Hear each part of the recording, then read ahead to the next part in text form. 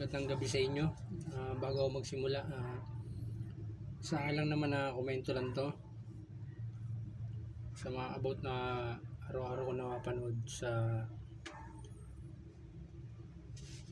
mga vlog nila at mga kino-content nila. About naman to sa tinatawag na pagbibigay yan.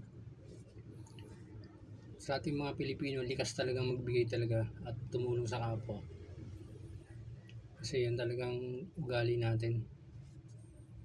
Ang sa akin lang naman, masyado nang masakit sa tenga yung mga narinig ko lagi, mga napapanood ko.